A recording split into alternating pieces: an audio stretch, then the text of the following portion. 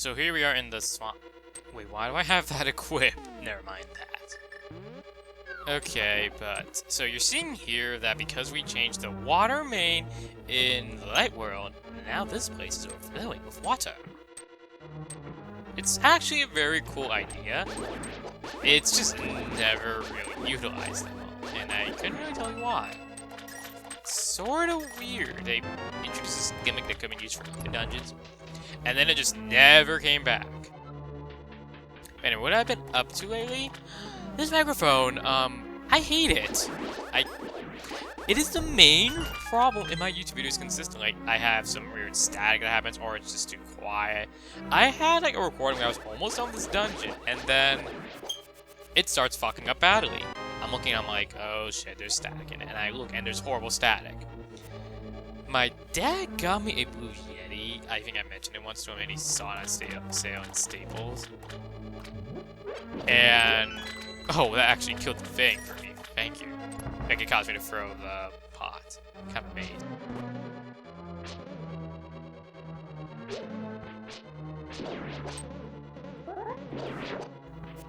But that thing right there, it shoots fireballs if you have your sword out. I don't know why that fireworm thing was here in the last agenda, but anyway, this thing, I don't know why it's been giving me so many issues. Like, first part of it, the little fuzzy thing breaks. I don't know what it's called. And then it starts giving me all weird static. I don't know why. It's been doing this mostly since God of War 2 and 3 and Ratchet and Clank. I couldn't really tell you what's the problem. I have no idea. I'm not really a microphone guy. My dad got me a Blue Yeti. That was on sale for like $50 at Staples. I've been testing it. I kind of want to use it to refresh this that way because, quite frankly, that is the reason this has been taking so long. It's just been, it's that fucking annoying. Along with also a few random issues with my PVR. I think I know what happened. It was just like I had to update it and shit. Whatever. But, the microphone. I might get a pop filter. I've been looking at videos and I've seen like a lot of people use it. And I just have to find a way to connect it properly to my head. Well, I mean, so that I can speak into it because my setup's not really ideal for that.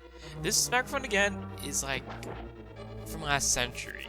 That's how old it is. It's like older than my dog, but in the F1 player. Hell, it's probably older than the average COD player. I don't know.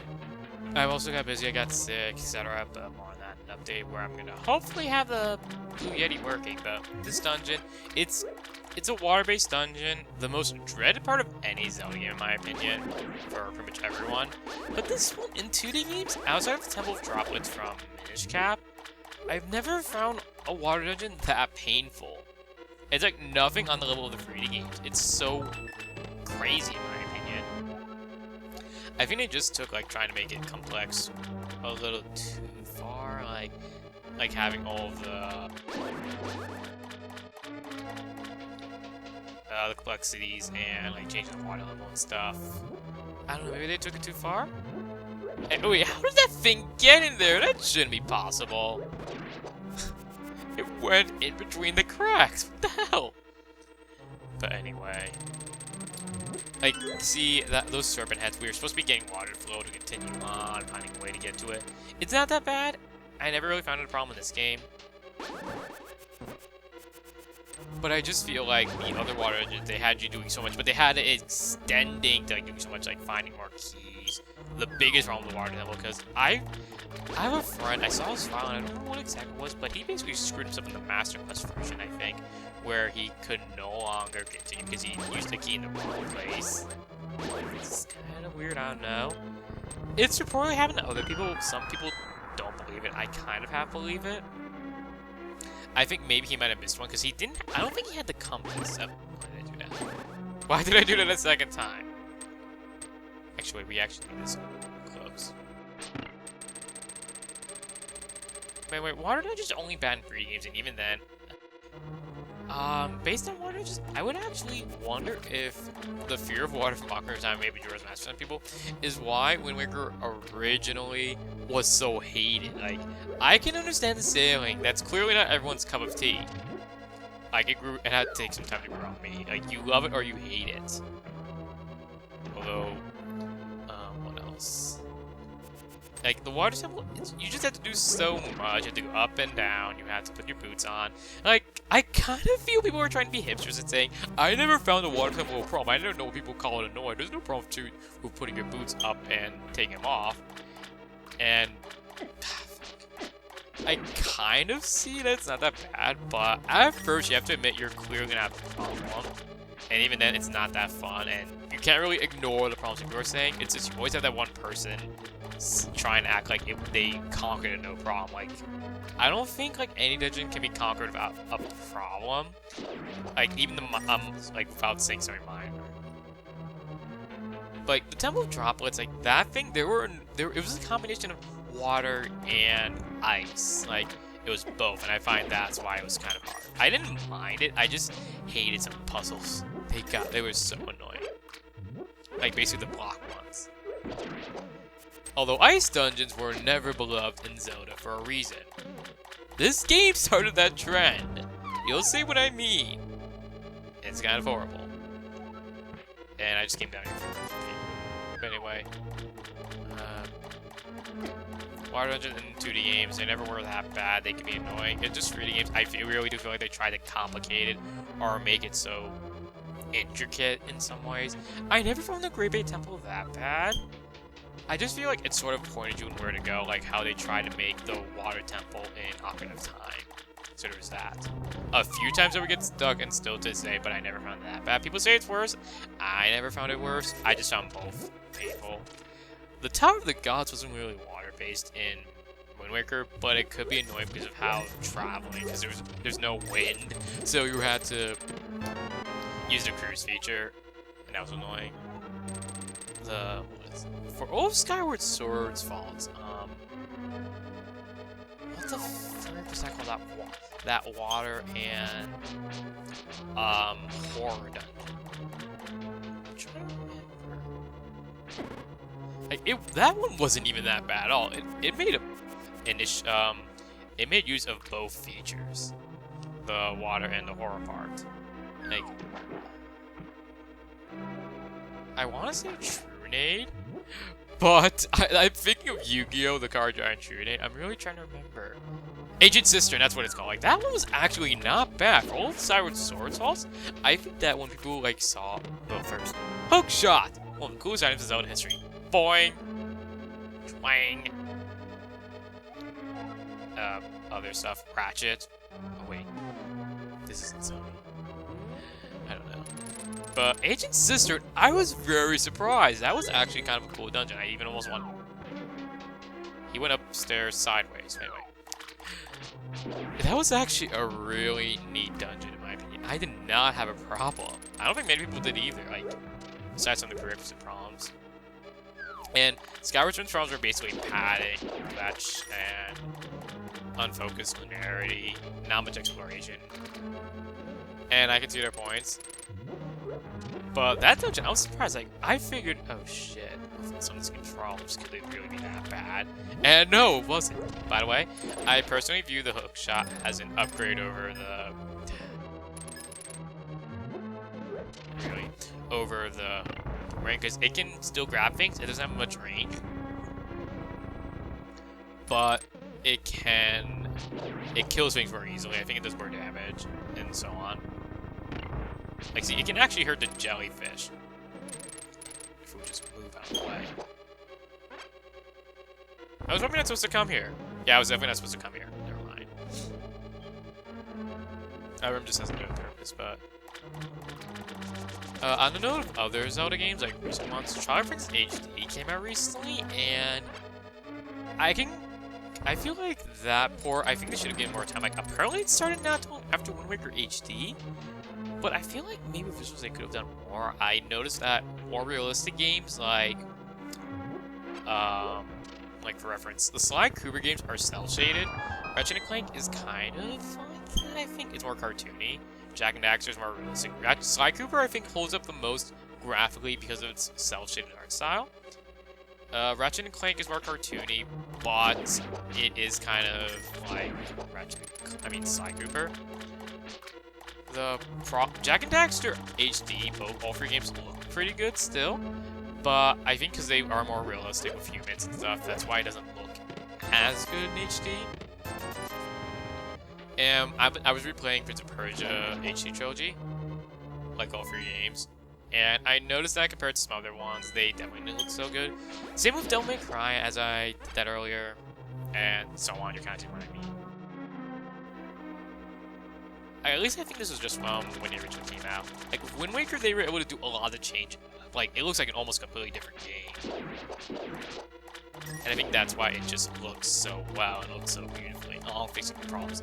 Twilight Princess, I feel like, in my opinion, if they wanted to fix any of the problems, they probably would have had to almost redo the game entirely. Like, I don't know if they fixed the Ilia quest, where you get her memory back. I'm hoping they did, because that dragged horribly. I don't like the 5 heart pieces thing. I know, like, for the most part, because I'm only on the Forest Temple, because I haven't had much time to play it, they did fix a few things, like, for instance, Link's climbing speed. I always hated it. I thought it was stupid how they tried to convey the struggle of climbing up.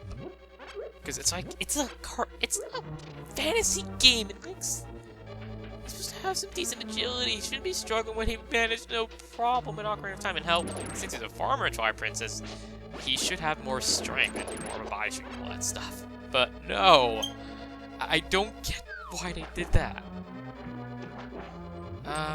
I noticed that that all the stuff about what is it? Like the Tears of Twilight, I never minded. I mean, on repeat playthroughs, it got annoying. Mostly when it came to the last section, because you were doing a lot of stuff just to get the what is it, the Tears of Light to appear, and that kind of pissed me off. Like, I liked the Lake Hylia section, but oh god, that dragged. But I can still appreciate that effort. Oh, are you kidding me? I'm not taking damage. That's so dumb! Why won't you get hurt? Leave me alone!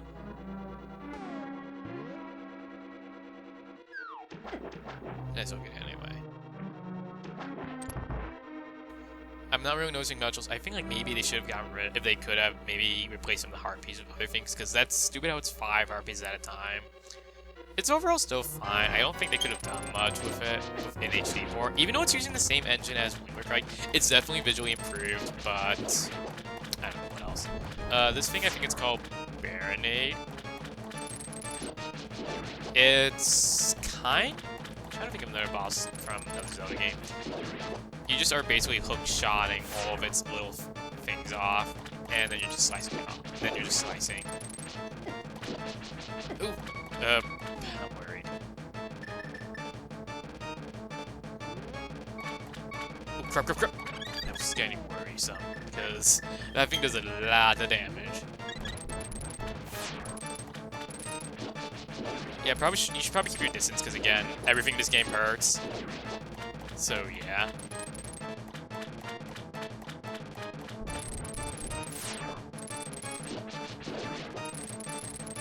I almost actually recommend, when we're actually going to be able to damage a jellyfish, which we should technically be able to, that you, maybe switch to using your healing items to get Sword Beam so you can strike it safely. Oh, what the hell? Why couldn't I hit you still? Bullshit. So here it's just going to keep on jumping up and down, and that's it. I find out trying to time your spin attack will work over you. What? How did you avoid? That's stupid. It went through the thing. Whatever. Not that hard a boss. Believe me, there's some next few bosses I find to be very, very tricky. Not really tricky, but they're just so much worse than these first 9 bosses. But anyway, Swamp House, not bad.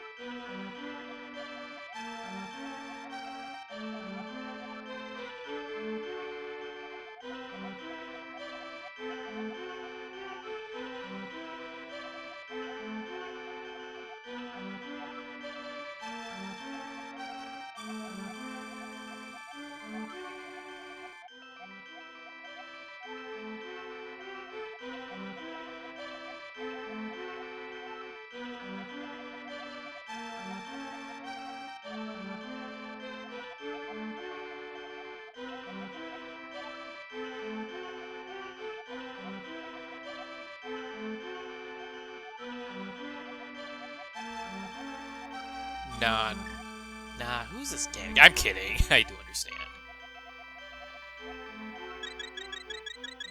Swing!